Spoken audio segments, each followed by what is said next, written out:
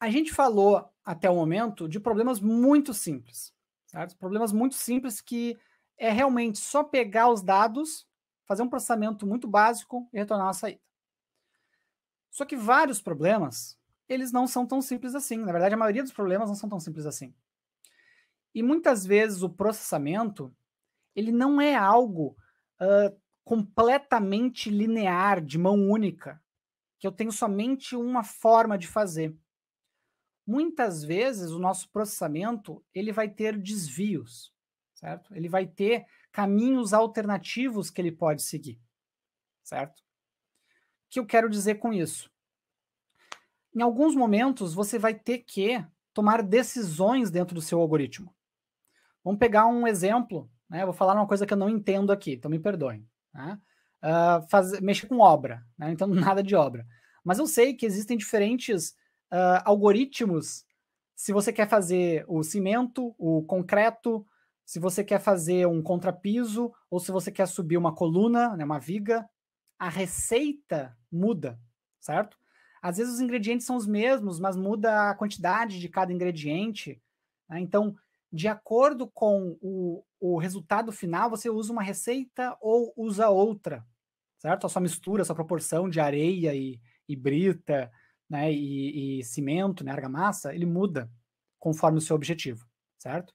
Então, alguns algoritmos que vocês vão fazer, vários deles, na verdade, você vai ter que tomar decisões, né, com base em alguma informação, você vai tomar uma decisão para saber se você segue uma receita A ou se você segue uma receita B, certo?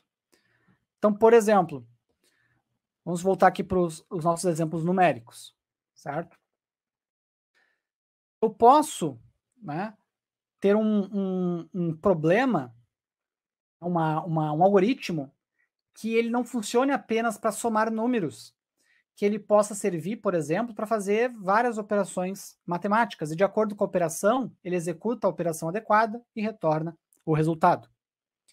Então imagina que eu tenha dois valores, tá? O valor 1 e o valor 2, certo? Valor 1 e valor 2. Vou apagar isso aqui. E imagine também que eu possa informar qual operação que eu quero que seja realizada. Então, por exemplo, notem que eu estou usando const porque eu não estou mudando os valores. Tá? Daí são sempre constantes, né? Se eu quiser mudar esses valores aqui, colocar valor 1 sendo 1, depois botar valor 1 sendo outra coisa, daí eu tenho que usar let aqui no início.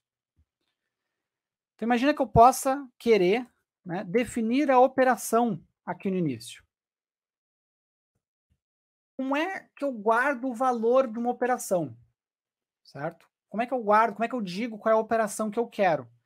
Eu posso inventar um código numérico, imagina que eu quero que a soma seja 1, que a subtração seja 2, que a multiplicação seja 3, essa seria uma forma da gente fazer. Outra forma, eu posso guardar o sinal da operação, por exemplo, certo? Seria uma outra forma da gente fazer. Por exemplo, eu posso ter aqui, ó, operação igual a string, né, o texto, mais. Vocês conseguem entender que eu quero que a operação seja de soma, certo? Então, declarei aqui três, né, inputs para o meu algoritmo, a operação, o valor 1 e o valor 2.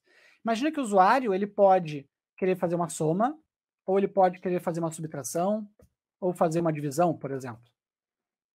Como é que eu crio o meu algoritmo dinâmico de maneira que ele aceite essas diferenças, né, de entradas, certo? Como é que eu faço isso? Eu faço isso com desvios condicionais. Todas as linguagens de programação têm mecanismos para desvio condicionais. O que é um desvio condicional?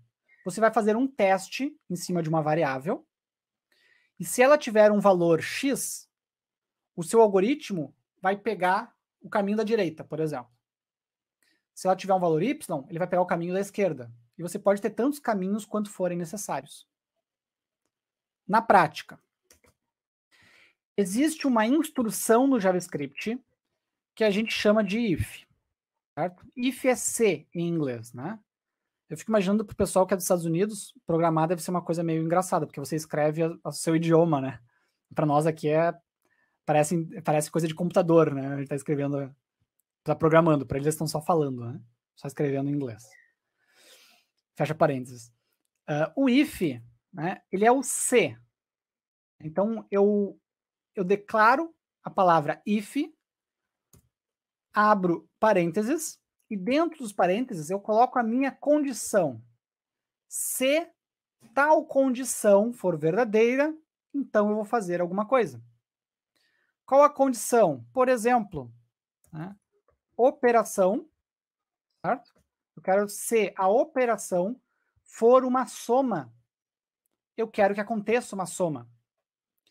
Se a operação for uma subtração, eu quero que aconteça uma subtração. E assim por diante. Tá? Então, eu vou usar a instrução if, né, para a gente conseguir fazer as nossas operações. Beleza, como é que eu verifico se a minha operação é uma soma? Se eu usar o igual aqui, eu vou ter um problema. Por quê? Porque o sinal de igual, na maioria das linguagens de programação, ele não é usado para comparar. Ele é usado para definir o valor inicial, né, o valor daquele elemento. Então, reparem que coloquei a operação é igual a mais, a operação é igual a 1, a operação é igual, o valor é igual a 2. Né? Então, eu não posso usar o igual aqui, porque senão, na verdade, eu vou estar dizendo que a operação é igual a mais. Eu vou guardar o número, o mais, né, a palavra mais dentro dele. Não é isso que eu quero, certo? Quando eu quero comparar a igualdade, eu uso dois sinais de iguais, né, sinais de igual, ou ainda uso 3, tá? Eu não vou entrar aqui no detalhe do 3 agora, vamos usar 2. Beleza? Então, eu vou usar dois sinais de igualdade quando eu quero comparar. Então, como é que eu leio esta linha aqui? Se operação for igual a mais, aí ele vai executar esta linha que eu colocar aqui embaixo. Vamos colocar aqui o console log, que nós já vimos antes. Valor 1 mais valor 2. Certo? Então, se a operação for soma, ele vai somar os valores. Repare que aqui embaixo apareceu o número 3. Vamos fazer um outro if, para exercitar, né? Se a operação for subtração, nós vamos, né, registrar no console, console.log, valor 1 menos o valor 2. Certo? Então, reparem que ele vai continuar jogando 3 aqui. Por que ele está jogando 3? Porque a operação ela é mais. Então, ela está comparando o primeiro if, está registrando no console, o programa ele sempre executa de cima para baixo, né? Ele vai testar o segundo if, ele não é igual a menos, então ele não entra na segunda instrução. Ele não executa a segunda instrução, porque ele só vai executar essa instrução aqui se o if for verdadeiro. Certo? Se eu quiser que execute o segundo e não o primeiro, eu troco a operação aqui para menos. Ele vai executar o segundo, né? Ele vai testar o primeiro if, vai dar falso, então ele não vai entrar aqui. Ele vai testar o segundo if, vai dar verdadeiro. Ele vai entrar aqui, valor 1 menos valor 2, resultado menos 1. A gente poderia repetir aqui para todas as operações. Deixo para você que está assistindo, tá? Deixo para você que está assistindo depois fazer mais ifs para todas as operações, tá? Para exercitar, para fixar bem. Mas a base é sempre esta aqui, certo? Você faz o if, bota a comparação e na linha de baixo o que você quer que execute caso o if seja verdadeiro. Se você quiser que execute várias coisas, aqui eu quero que execute só uma coisa, né? Console log. Mas se você quer que execute várias coisas, você usa chaves para delimitar o escopo do if. Tá? O bloco, né, de instruções que deve ser executado se o if for verdadeiro. Daí aqui dentro eu posso colocar várias instruções que eu quiser, certo? Posso colocar várias coisas aqui, vou botar um teste. Então, se a operação for mais, vou executar duas instruções, esse exemplo aqui. Ele vai fazer a soma, já está calculando aí já, vai fazer a soma, deu 3, e vai imprimir a palavra teste. Tá? Palavras é sempre entre aspas. Certo? Então isso aqui a gente chama de escopo, né? O escopo desse if, ele é delimitado sempre por abre chaves e fecha chaves. Eu posso ter quantas instruções eu quiser aqui dentro. não usar chaves, é sempre só uma instrução que vai ser o escopo do if.